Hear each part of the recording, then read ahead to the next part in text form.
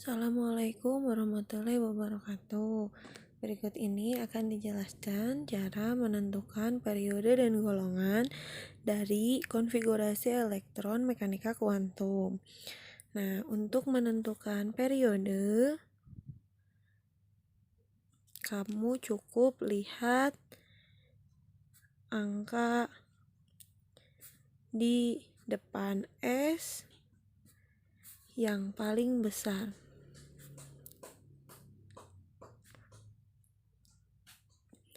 Untuk menentukan golongan, kamu harus lihat yang paling ujung. Jika yang paling terakhirnya S dan pangkatnya 1, maka itu golongan 1A. Ingat, menuliskan golongan harus menggunakan angka Romawi. Jika belakangnya S pangkat 2, maka termasuknya golongan 2A. Nah, untuk yang S pangkat 2, P pangkat 1, ketika dijumlahkan hasilnya 3, maka golongannya jadi 3A. Begitupun seterusnya jumlah-jumlahkan, nanti ada hasilnya golongan berapa sesuai dengan jumlah antara pangkat S dengan pangkat P yang terakhir.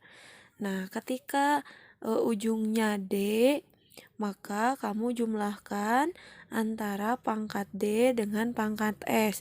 Ketika dijumlahkan hasilnya 3, berarti 3B, 4B, 5B, 6B, 7B, seperti itu. Nah, ketika S pangkat 2, D pangkat 6, maka hasilnya 8B. Nah, gimana kalau misalkan S pangkat 2, D pangkat 7? Ketika dijumlahkan hasilnya 9. Nah, jika hasilnya 8, 9, 10, maka itu semua termasuk ke golongan 8B.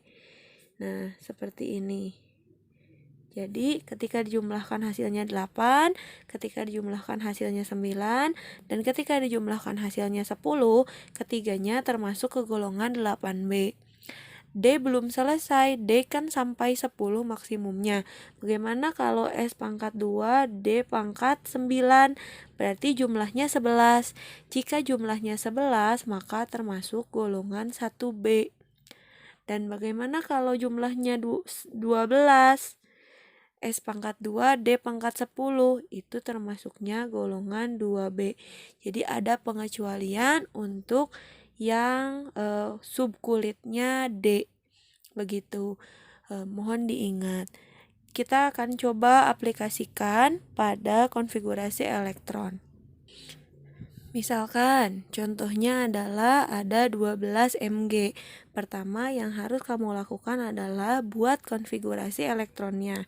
Berarti 1s2, 2s2, 2p6, 3s2, 12. Nah, berarti kita lihat yang untuk menentukan periode, kita lihat angka di S yang paling besar. Ini belakangnya S, ada angka depannya 3. Berarti periodenya adalah periode 3. Nah, untuk golongan kita lihat pangkat dan subkulitnya. Subkulitnya S, pangkatnya 2. Berarti sesuaikan dengan pangkat, berarti golongannya 2A. Begitu. Sekarang kita coba untuk yang 32 GE. Sama seperti tadi, pertama kamu bikin konfigurasi elektronnya. 1s2, 2s2, 2p6, 3s2, 3p6, 4s2, 3D10, baru 34 P2 32. Nah, dari sini kamu lihat periodenya dilihat dari angka S terbesar. Di sini kan bukan S, yang S sebelah sini, jadi dilihatnya ininya. Itu untuk periode, maka periodenya adalah periode 4. Nah, untuk golongan, kamu lihat yang paling belakangnya adalah P. Maka jumlahkan P dengan S. Meskipun tengah-tengahnya ada D, itu abaikan. Jadi kamu tinggal menjumlahkan yang ini, yang terakhir, dengan yang S. Ketika dijumlahkan hasilnya 4, maka ini termasuk golongan 4A. Ingat, kalau misalkan ujungnya P, berarti golongannya golongan A. Kita coba lagi untuk soal berikutnya. Ada 25 Mn. Bikin konfigurasi elektronnya. 1s2, 2s2, 2p6, 3s2, 3p6, 4s2, 3d5. 25. Nah, periodenya jangan dilihat yang terakhir, tapi lihat S-nya. S-nya 4, maka periodenya 4. Golongannya kita lihat yang terakhirnya D, pangkatnya 5. Jumlahkan 5 dan 2, hasilnya 7. Berarti 7. Nah, karena di belakangnya adalah D, maka ini golongan B, bukan golongan A. Begitu. Bagaimana jika 28 Ni? Seperti tadi kita buat konfigurasi elektron 1s2, 2s2, 2p6, 3s2, 3p6, 4s2, 3d8, 28. Maka periodenya adalah 4 dan golongannya. Nah, ketika dijumlahkan hasilnya 10. Tadi jika dijumlahkan hasilnya 10, itu masih termasuk ke dalam golongan 8B. Maka hasilnya adalah golongannya adalah golongan 8B. Gitu. Selanjutnya 29 Cu, beda 1 dari yang tadi. Berarti 1s2, 2s2, 2p6, 3s2, 3p6, 4s2, 3d9. Kita bisa merubah konfigurasi elektron yang 4s2, 3d9 ini karena cenderung belum stabil. Jadi bisa dirubah jadi 4s1, 3d10. Ingat lagi materi yang waktu minggu sebelumnya tentang kestabilan. Jadi yang penuh dan setengah penuh itu jauh lebih stabil. Nah, dari sini periodenya termasuk periode 4, golongannya. Nah, kalau dijumlahkan hasilnya 11. Ingat kalau tadi hasilnya 11, maka termasuk golongan 1B. Begitu.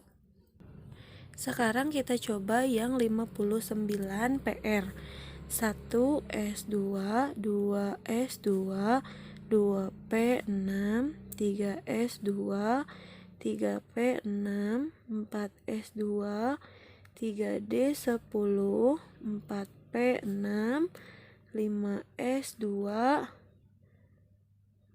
4d10, 5p6, 6s2, 4f, tunggu, 10, 20, 30, 40, 56. Berarti kurang 3, 4f3. Nah, tadi belum kita singgung ketika yang belakangnya F. Bagaimana? Jika belakangnya F, depannya cukup kamu lihat depannya saja. Jadi pangkatnya bebas berapapun. Jika depannya adalah 4F, saya tuliskan di sini.